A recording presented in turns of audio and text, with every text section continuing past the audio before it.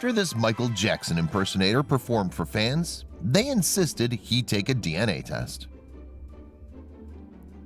Celebrity impersonators are usually fairly easy to identify when compared to the real deal, but Sergio Cortez has taken things to another level. For you see, this man bears a striking resemblance to Michael Jackson. And while numerous conspiracy theories have cropped up in the years following the singer's death, one new one came to light after Cortez posted a video on Instagram in October 2019. Following decades in the spotlight, Jackson passed away suddenly in June 2009 ahead of his highly anticipated comeback tour. The King of Pop was 50 years old at the time of his death, and he'd been held in such high regard that a special service was staged in Los Angeles, California a few weeks later as mourners celebrated his life. To give you some idea of just how big an event this was, more than 1.6 million people looked to grab a seat at the service. In addition to that, it's believed that over 30 million individuals in America live streamed it as well. However, as we suggested earlier, some conspiracy theories began circulating in the years after Jackson's death. Indeed, there were certain fans who thought that Jackson was still alive, and those theories were seemingly strengthened when Cortez posted his social media clip in the fall of 2019. With Thriller playing in the background, he shared a message to his followers, prompting calls for him to undergo a DNA test. But before we dive into all that, let's take a closer look at Jackson's career. The pop superstar was welcomed into the world in August 1958, joining his 7 older siblings in Indiana. More than 5 short years later, the youngster was introduced to the music industry. It all started in 1964, as Jackson became a member of his siblings' group. Known simply as the Jackson Brothers at the time, the band eventually took on their Jackson 5 moniker after he joined up. Despite his youth, the future megastar was placed front and center as the lead singer. Some 5 years on from the Jackson 5's formation, Jackson and his brothers finally got their big break in 1969. During that period, the band were recruited by the Motown record label, which led them to relocate to Los Angeles. And later that summer came an opportunity, which was to set the group on the road to musical stardom. The Jackson 5 took to the stage ahead of a performance by the Supremes, covering the song "It's Your Thing." In the wake of that appearance, the band laid down their now famous track, "I Want You Back," and the record hit shelves in December 1969. Within a month, their careers had skyrocketed. Indeed, "I Want You Back" reached the top of the singles charts at the turn of 1970. Furthermore, tracks such as "I'll Be There," "ABC," and "The Love You Share" also mirrored that success. So, given how well things were going at the time, Jackson showed a real interest in launching a solo career. On that note, Jackson's debut record was released in 1972, titled "Got to Be There." Later that year, his sophomore effort hit the shelves too, while 2 more albums came out in 1973 and 1975. Such was his talent, the singer still produced classic music with his brothers over the next few years as well. However, Jackson's career hit new heights in the summer of 1979, as fans were introduced to his newest record, "Off the Wall." That album was a monumental success, reaching the top of the R&B standings. Meanwhile, it also earned him first Grammy win for Best R&B Vocal Performance.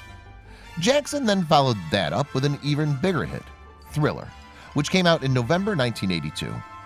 Incredibly, this record has been sold over 65 million times across the world, with no other album in history matching those figures. It picked up 8 gongs at the Grammys too, setting a new benchmark. But while Jackson's fans had to wait another 5 years before he released his next album, he didn't disappear from the public spotlight.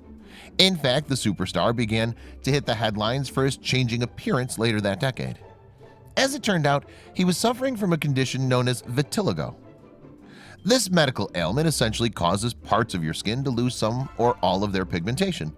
So in Jackson's case, he started to look much paler than before. Yet, despite all that, he still went on to release another massive record in 1987. Remarkably, "Bad" hit the top of the charts in 25 different countries around the world. From there, Jackson made another 3 albums over the course of the next 14 years, concluding with "Invincible" in 2001. That proved to be his last record, wrapping up a truly incredible career. But in 2009, the singer had some very exciting news for his fans, as he revealed that a new tour was in the works. The concert series was named "This Is It," with Jackson hinting that he would step away from the stage once and for all when the tour was finished. Just a few weeks ahead of the start date, though, his legions of followers were dealt a devastating blow. As we touched upon earlier, the Grammy winner passed away in June 2009. Jackson suffered a cardiac arrest while he was staying in Los Angeles after taking a number of different medicines. Having examined the circumstances of Jackson's death, the authorities eventually accused his doctor, Conrad Murray, of involuntary manslaughter, regarding the manner of the music star's demise as homicide. In the end, the physician was jailed for just under 2 years. Yet, regardless of everything that had happened, several conspiracy theories sprang up in the wake of Jackson's passing. For instance, songwriter Teddy Riley claimed that the King of Pop was still around in 2010, with the musician Akon mirroring those thoughts. And the stories didn't end there, as we're about to discover. In 2016, a figure held to resemble Jackson was captured on camera by his daughter. Alongside that, the superstar was supposedly photographed again when his nephew tied the knot the following year. But outside of those alleged and unsubstantiated sightings, some truly bizarre theories have come to light as well. One of the conspiracy theories revolved around an individual known as Dave Dave. His full name is David Rothenberg, and he suffered some horrendous injuries when his dad set him on fire in 1986. In the years after that, he subsequently took on the moniker of Dave Dave before developing a friendship with Jackson. Following Jackson's death, Dave Dave joined all the other mourners at his funeral service, saying his goodbyes to the singer. However, one Reddit user was of the opinion that the latter didn't actually exist. Explaining more about their bizarre theory, this person was interviewed by the website Vice in June 2019.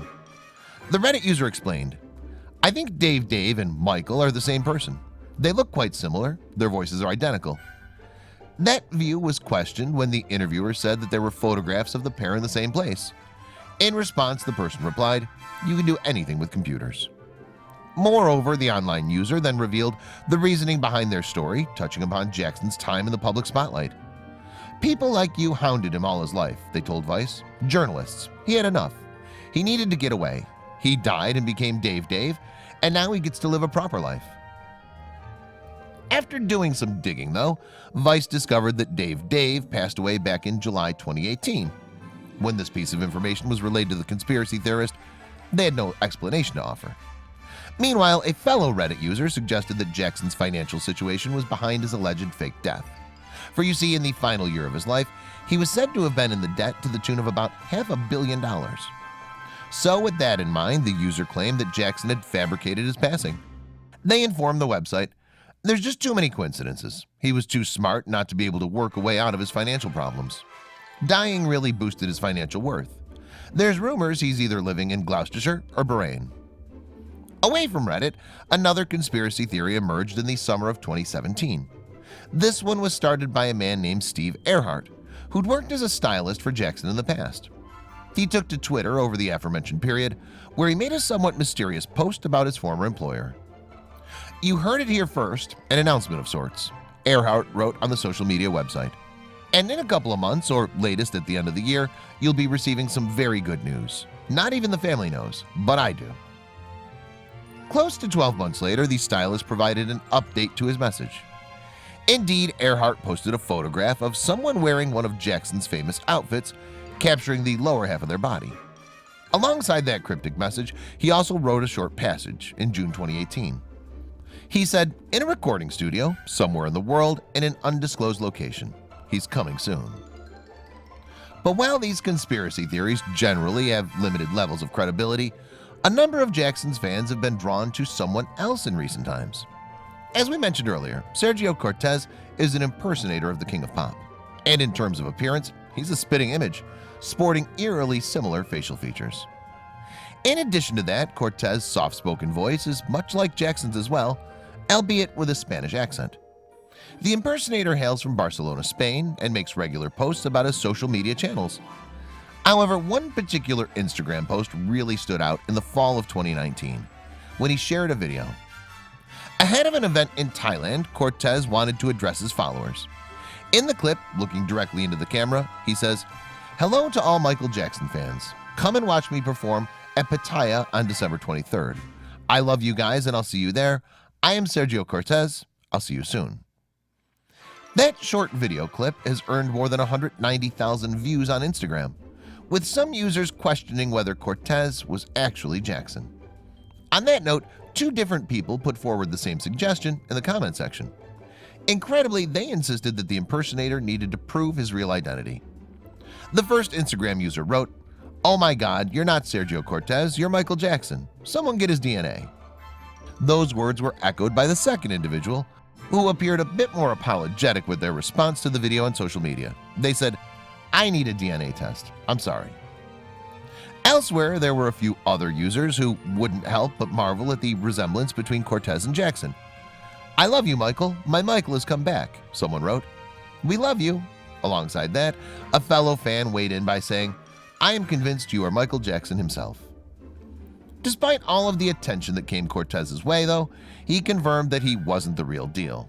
In fact, he provided some background on how he got started as an impersonator on Facebook. According to the Jackson lookalike, his intriguing career began when a reporter noted similarities between the pair. Cortez wrote, "When I was finishing high school in 1987, a journalist observed that I was similar to Jackson, and he asked me why I didn't put on makeup like he did in a report for a magazine. I found it fun. Then, 2 weeks later, some Swiss producers who promoted Michael Jackson perfume called me to use my image." At that stage, Cortez then made a rather interesting point about what transpired next. He added, "It was all coincidental that my fanaticism has become my working life." Then the Swiss producers also weighed coincidences such as the vocal timbre. For the perfume, of course, Jackson had to give an approval. When looking at Cortez's facial features, such as his nose and chin, you might think that he had some cosmetic surgery done. After all, given how much Jackson himself changed in 1987 onwards, his impersonator still looks just like him. Yet the lookalike blew off those suggestions, claiming, "Sorry, but I'm natural." Meanwhile, Cortez did come across Jackson back in 1997, about a decade on from the start of his unique career. As it turned out, the Barcelona native had been recruited to perform a very specific role. He revealed, "I was hired to be the double that waves from the hotel window." And in terms of the work that Cortez does, he's certainly built a large fan base on social media. For instance, he boasts 175,000 followers on Instagram and in excess of 58,000 fans on Facebook. Most recently, the Jackson lookalike performed in Kyiv, Ukraine in February 2020, proving how widespread his following really is. The world is filled with stories going viral every single day. But how many of these sites can you actually follow? We understand that your day should start with positive stories, stories that resonate with you. And so we started JoJo Stories. Our mission is to create meaningful stories that cover everything from animals to anthropology, history to environment and lifestyle. The kind of content you read on our site will be one you'll want to share with your family and friends. We hope you'll join our growing family and be part of our community. Welcome to JoJo Stories, jojostories.com.